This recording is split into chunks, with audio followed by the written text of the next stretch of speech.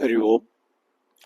நாம் இன்று அமிர்தநாத உபனிஷத்தின் சில பகுதிகளை, சில விஷயங்களை சற்று சிந்திப்போமாக. பொதுவாக அறிஞர்கள் சாஸ்திரங்களை படித்து அவற்றை சிரவணம், மனனம் போன்றவற்றை மீண்டும் மீண்டும் செய்து அதில் அவர்கள் ஒரு தெளிவான மனநிலையில் பிரம்மனை பற்றி அறிந்து பிறகு அந்த பழகிய அந்த சாதனைகளை எல்லாம் எப்படி ஒரு குழந்தை ஒரு விளையாட்டாக சுற்றும் நெருப்பு பந்தத்தை விட்டு எரிந்து விடுமோ அதே போல அந்த அறிஞர்கள் அந்த சாதனைகளை விட்டு விடுவார்கள் என்று இந்த அமிர்தநாத உபனிஷத் கூறுகிறது. இதை ஏற்கனவே நாம் சொன்னபடி ஓம்கார தியானத்தை இந்த உபனிஷத் ஒரு சேரியட் வடிவமாக உருவகம் செய்கிறது. அதில் அவர்கள் அந்த ஓம்காரத்தை விஷ்ணுவுடன், அதாவது விஷ்ணு என்று இந்த இடத்தில் ஆன்மா நிலையை குறிக்கிறது. அந்த விஷ்ணுவுடன் அவர்கள் அந்த பிரம்மலோகத்தில் இருந்து ருத்ரனை தரிசனம் செய்ய எவ்வளவு காலம் செல்ல முடியுமோ அவ்வளவு காலம் சென்றுவிட்டு அங்கு ருத்ரனை தரிசனம் செய்த பிறகு அந்த ரதத்தை அவர்கள் விட்டு விடுவார்கள். அதாவது அந்த தியானத்தை உச்சியில் அடைந்து ஓம்கார மூலமாக அந்த பிரம்மத்தை அடைந்தவுடன் அதையும் அவர்கள் அந்த சாதனையும் விட்டு விடுவார்கள் என்று இந்த அமிர்தநாத உபனிஷத் உரைக்கிறது. அதை விட்ட பிறகு அவர்கள் உயர்ந்த நிலையை அடைந்து விடுவார்கள் என்று இதை சொல்கிறது.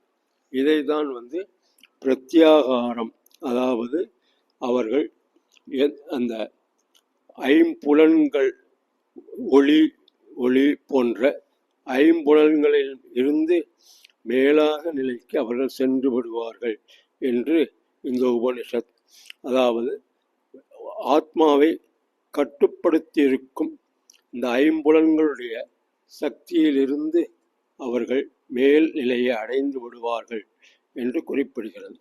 பிரத்யாகாரம், சப்ஜுகேஷன் ஆஃப் தி சென்சஸ், தியானம், கான்டம்ப்ளேஷன், பிராணாயாமா, அதாவது மூச்சின் மூலமாக பிராணனை ஒழுங்குபடுத்தும் பயிற்சி, தாரணை, கான்சன்ட்ரேஷன், தர்க்கம் அண்ட் சமாதி என்று இந்த உபனிஷத் யோகத்தை 8 பாதையாக பதஞ்சலி முனிவர் கூறும் அஷ்டாங்க யோகத்திலிருந்து வேறுபட்டு இவர் 8 அங்கங்களாக குறிப்பிடுகின்றார் இந்த ஆசிரியர்.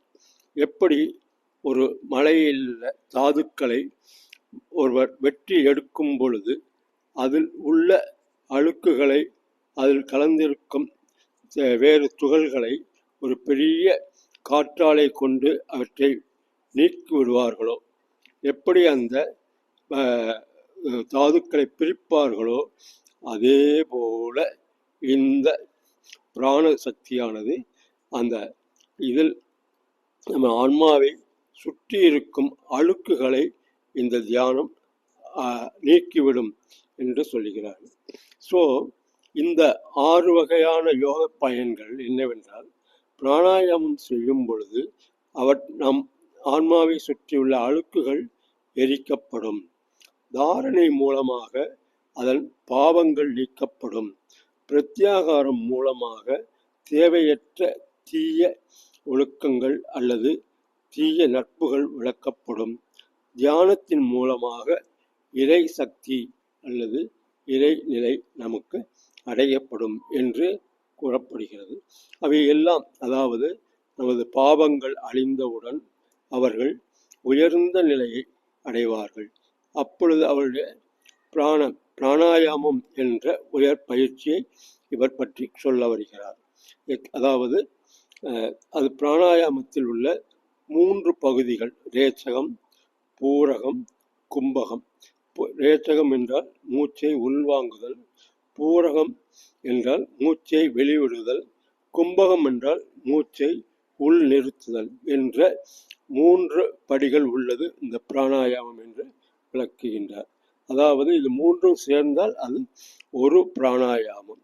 இதை நீட்டி இந்த பிராணாயாம பயிற்சியை காயத்ரி மந்திரத்துடன், அதாவது பிரணவ மந்திரத்துடன், பிரணவம் அண்டு காயத்ரியுடன் சேர்த்து செய்யும் பொழுது நம் உடல் உயர்ந்த நிலையை அடையும்.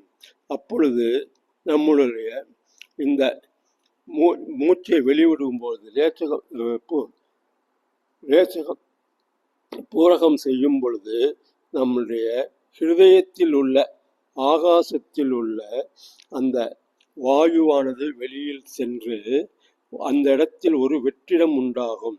அந்த வெற்றிடத்தில் அங்கே உள்ள ஆன்மா அந்த வெற்றிடத்துடன் ஒன்று கலக்கும். அதாவது பிராணாயாமம் என்பது வெறும் மூச்சை மட்டும் வாங்கி விடுவது அல்ல. இதன் பின்னால் உள்ள தாத்பரியத்தை இந்த ஆசிரியர் கூறுகின்றார். அதாவது நம்மளுடைய மூச்சு வெளியில் செல்லும் பொழுது ஹிருதயத்தில் உள்ள வாயு வெளியில் சென்று, அதாவது அந்த இடத்தில் ஒரு வெற்றிடம் உண்டாகும். அந்த வெற்றிடத்துடன் ஆன்மா கலக்கும் பொழுது அந்த இடத்தில் உயர்ந்த சக்தி உண்டாகும். அதுதான் ரேச்சகம், எக்ஸ்பிரேஷன் என்று கூறுகிறார். அப்பொழுது அந்த பூரகம் மூச்சை உள் வாங்கும் பொழுது அந்த மனிதன் எப்படி செய்ய வேண்டும் என்று சொல்லுகிறார். அதாவது ஒரு தாமரை தண்டில் மூலமாக ஒரு தண்ணீரை ஒருவன் எப்படி உறிஞ்சும் போது மெதுவாக உறிஞ்சுவானோ அதே போல அந்த பூரகம், அதாவது மூச்சுவை உள்ளே இழுக்க வேண்டும். இப்பொழுது நமது காலத்தில் எப்படி ஒரு குளிர்ந்த பானத்தை ஸ்ட்ரா மூலமாக உறிஞ்சுகிறோமோ அதே போல பூரகம் மெதுவாக நாம் செய்ய வேண்டும் என்று கூறுகிறார். அதுக்கு பின்பு கும்பகம், மூச்சை நிலைநிறுத்துதல் என்பது பொழுது அங்கு மூச்சு வெளிவிடுதலும் இல்லை, மூச்சை உள் வாங்குவதும் இல்லை. உடல் ஒரு அசைவற்ற நிலையில் அடைந்துவிடும். உடல் ஒரு சமநிலையில் ஒரே நிலையில் இருக்கும். அப்பொழுது அந்த மனிதன், அந்த சாதகர் எப்படி ஒரு கண் தெரியாதவர் உருவங்களை பார்ப்பாரோ, எப்படி ஒரு செவி கேட்காதவர் விஷயங்களை கேட்பாரோ, எப்படி உடல் ஒரு மரமாக ஆகிவிடுமோ அந்த மாதிரி அவருடைய நிலை இருக்கும் என்கிறார். அதாவது எப்படி ஒரு கண் தெரியாத மாற்றுத்திறனாளி உருவங்களை பார்க்க முடியும்? பார்க்க முடியாது. அதே போல செவிப்புலன் இல்லாத ஒருவர் எப்படி சப்தங்களை கேட்க முடியும்? கேட்க முடியாது. உடல் அசைவற்று ஒரு மரம் போல இருந்தால் அந்த நிலையில் இந்த பிராணாயாம பயிற்சி செய்பவர்கள் இந்த நிலையை அடைவார்கள் என்று இந்த உபனிஷத் கூறுகிறது. இதுதான் அந்த பிராணாயாம பயிற்சியின் மூலம் அடைந்த சாதகருடைய உயர்நிலை. இந்த அமைதியான நிலையை அவர் அடையும் பொழுது அதற்கு பெயர் தாரணா. இந்த மனிதன் அந்த தாரணாவை அடையும் பொழுது அவனுக்கு மனதில் எந்த விதமான எண்ணங்கள், சங்கல்பங்களும் இருக்காது. ஏனென்றால் அந்த சங்கல்பங்கள் அவனுடைய ஆன்மாவில் கரைந்துவிடும். அப்பொழுது அவன் ஆன்ம சிந்தனையுடன் மட்டும் இருப்பான்.